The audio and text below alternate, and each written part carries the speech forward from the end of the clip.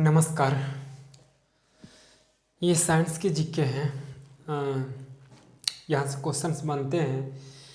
मैं वही क्वेश्चंस लिया हूँ जो एग्ज़ाम में पूछे जा रहे हैं। नहीं, ये क्वेश्चन सब एग्ज़ाम में आया हुआ है, आगे भी आ सकते हैं, आते ही हैं, यही से क्वेश्चन बनते हैं। मैं वही चीज़ लेता हूँ जो पूछा जा रहा है। साइंस की वीडियो में अपलोड नहीं कर पाता हूँ। मैं हर वीडियो में लगभग कहता हूँ कि जितनी वीडियोज़ हैं उसमें कहता हूँ कि मेरे पास समय का अभाव नहीं रहता है। वाकई मेरे पास समय की कमी रहती है। मैं भी एक छात्र हूँ और भी बहुत सारी कुछ जिम्मेदारियाँ आ जाती है, जिसके चलते मैं इसमें जो चाहिए उतना डेडिकेट नहीं कर पा रहा हूँ, इसलिए छूट जाती है। और साइंस अपने आप में टफ है, तो बिना पढ़े आप उसको नहीं समझा सकते हो। तो यकीन मानिए मैं साइंस भी करवाऊँगा। जैसे ही समय मिलता है, अच्छी खासी समय अगर मिल जाए तो मैं साइंस के लिए वीडियो ज़रूर बनाकर अपलोड करूँगा। मैं सब कुछ करवाऊँगा, बस आप मेरे साथ आप जुड़े रहिए। जो आप चाहते हैं ना वो सारी चीज़ें होंगी, बस आप मेरे साथ जुड़े रहिए। वीडियो को लाइक शेयर सब्सक्राइब कर दीजिएगा ताकि अगली वीडियोस की नोटिफिकेशन आप तक पहुँचे, और दूसरे शेयर कीजिए ताकि दूसरे को भी लाभ मिले। छोटी सी वीडियो है, 5 से 7 मिनट की, देख लेते हैं। ठीक, डन। सामान्य विज्ञान, जीके, जनरल नॉलेज इसको कहते हैं। एक में है, 17 ही है, 17 ही में लिया हूँ, उसको देख लेते हैं।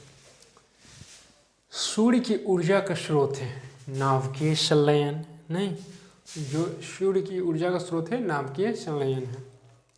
जब सोलर सिस्टम पढ़ेंगे तो उसमें चर्चा होगी, नहीं, कैसे उसको एनर्जी मिलता है। हर आदमी को एनर्जी कहीं ना कहीं से मिल रहा है, हर चीज़ को, जितनी भी ऑब्जेक्ट है वो वहाँ से उस पर टिका हुआ है। 4 को हाइड्रोजन मिलकर एक हीलियम बनता है, फिर उससे ऊर्जा निकलती है। तारे की भी जो स्टार्स हैं उसकी भी दशा यही है। तो सूर्य भी तो एक तारा ही है ना, नज़दीकी तारा है। तो जब पढ़ाई होगी, अभी फ़िलहाल जीके में ले लेते हैं, लेकिन जब पढ़ाई होगी तब डिटेल्स में सारी चीज़ें पर चर्चा होंगी। यहाँ पर मैं नहीं करूँगा, क्योंकि मैं चाहता हूँ छोटी सी वीडियो रहे, आप इसको ऐसे ही समझो। बाकी जो है टॉपिक वाइज टॉपिक, जिस टॉपिक में करवा रहा हूँ, जो भी चीज़ें करवा रहा हूँ उसमें आएगी, वहाँ पर तो डिटेल्स हो ही जाएंगी। यहाँ आप जीके के तौर पर लीजिए इसको। सूर्य की ऊर्जा का स्रोत है नाभिकीय संलयन। निकट दृष्टि दोष किया जाता है अवतल लेंस का प्रयोग, यानी कि निकट दृष्टि दोष किया जाता है। निकट दृष्टि दोष किया जाता है लगभग, मतलब निकट में आपको समस्या हो रही है देखने में, तो अवतल लेंस का प्रयोग करिए। नहीं, अवतल लेंस का प्रयोग किया जाता है किसमें? निकट दृष्टि में। निकट दृष्टि अवतल। निकट दृष्टि दोष का कारण क्या है? नेत्र लेंस। निकट दृष्टि दोष का कारण है नेत्र लेंस। दूर दृष्टि या दीर्घ दृष्टि दोष दूर किया जाता है उत्तल लेंस से। निकट अवतल और दूर दृष्टि दीर्घ दृष्टि उत्तल। ठीक है, निकट अवतल लेंस और दीर्घ दृष्टि उत्तल लेंस। निकट दृष्टि में किसका प्रयोग किया जाता है? अवतल का, और दीर्घ दृष्टि में उत्तल का।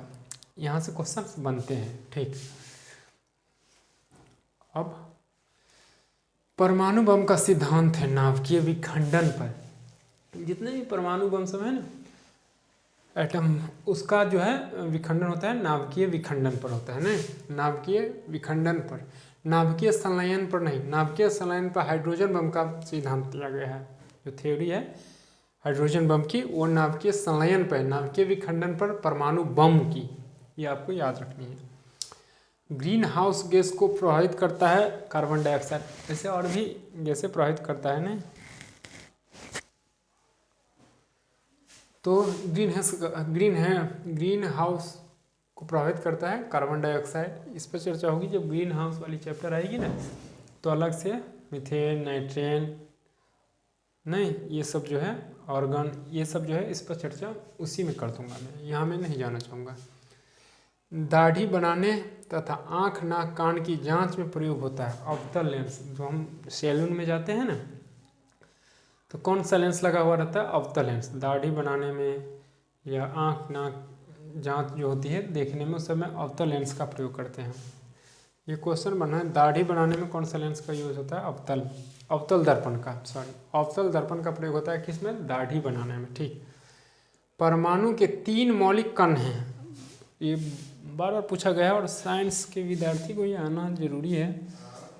इलेक्ट्रॉन, प्रोटॉन और न्यूट्रॉन। नहीं, जो परमाणु के जो 4 है, 1 मिनट,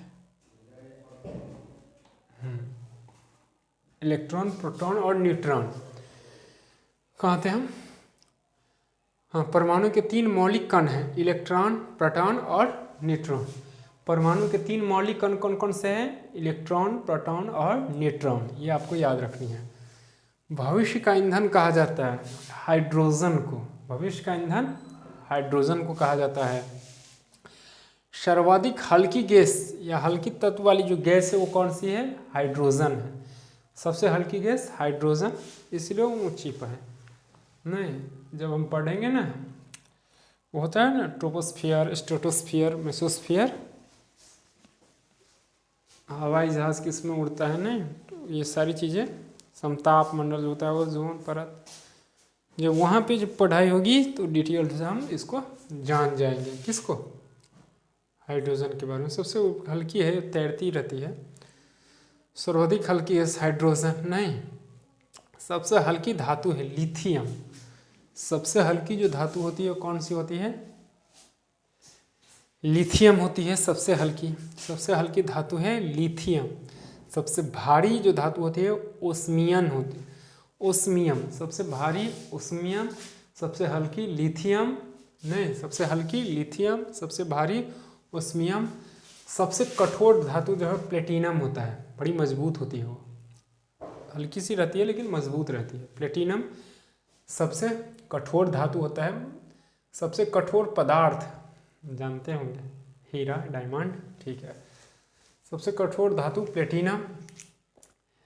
सबसे कठोर पदार्थ हीरा। अरे अथी रोबोट सब नहीं बनता, रोबोट वाली जो फिल्म सब देखते हैं आप, हवाई जहाज वगैरह ये सब जो एक्सीडेंट होते हैं वो प्लेटिनम का ही प्रयोग किया जाता है, क्योंकि हल्की भी रहती है और इस पर अब कितना भी मारोगे ना तो जल्दी टूटता फूटता ये नहीं। तो सबसे कठोर धातु है प्लेटिनम। सबसे कठोर पदार्थ है हीरा। गुब्बारों तथा वायुयान, ये क्वेश्चन आया हुआ है। वायुयान के जो वायु के जो टायर, एयरप्लेन होता है ना, उसके टायर में कौन सी गैसें भरी जाती है? नहीं, तो उसके टायर में हीलियम गैस भरी जाती है। ये आपको याद रखनी है, क्वेश्चन पूछा गया है। गुब्बारों तथा वायुयान के टायर में भरी जाती है वो कौन सी गैस है? तो हीलियम गैस है। नहीं, HE। ठीक, तो जो वायुयान होते हैं, जो एरोप्लेन होते हैं, उसके टायर में हीलियम गैस भरी जाती है। हंसाने वाले गैस हैं नाइट्राइट्स ऑक्साइड। नाइट्राइट्स ऑक्साइड, ये क्वेश्चन याद कर लीजिएगा। एरोप्लेन की जो टायर होती है उसमें हीलियम गैस भरी हुई रहती है। ठीक। सबसे उत्तम कोयला एंथ्रासाइट। सबसे उत्तम कोयला जो है, सबसे उत्तम किस्म की जो कोयला होती है उसे एंथ्रासाइट है ना। एंथ्रासाइट, बिटुमिनस, लिग्नाइट ऐसे करके है। सबसे घटिया होता है पीट, दलदलीय क्षेत्र में पाई जाती है। आपका ये पीट जो है आपका आ जाएगा नेपाल के तराई वाला जो क्षेत्र है, जहाँ पे मतलब एक एक बित्ते बहुत बड़ी बड़ी जो मच्छर जो होता है मस्कीटो, वो सब पाया जाता है। तो उसी एरिया में पीट पाया जाता है। पीट खूब घटिया प्रकार का कोयला होता है, वो धुआं खूब देगा, जो है ना धुआं उसमें से खूब आएगी, जबकि एंथ्रासाइट में से उतनी नहीं आती है और वो अच्छी खासी टेम्परेचर देती है, नहीं जलती है अच्छी से, उसमें धुआं अधिक लगेगा।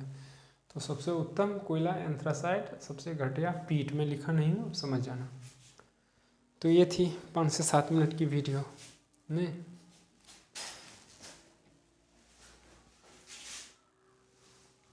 एक मिनट, ओ माय गॉड, कोई गल नहीं, हो चुकी है वीडियो। ठीक है, तो वीडियो को लाइक शेयर सब्सक्राइब जरूर कर दीजिएगा, ताकि अगली वीडियोस की नोटिफिकेशन आप तक पहुंच सके, और शेयर कीजिए ताकि दूसरों को भी लाभ मिले। तो ठीक है, मिलते हैं अगली वीडियोस में। नमस्कार।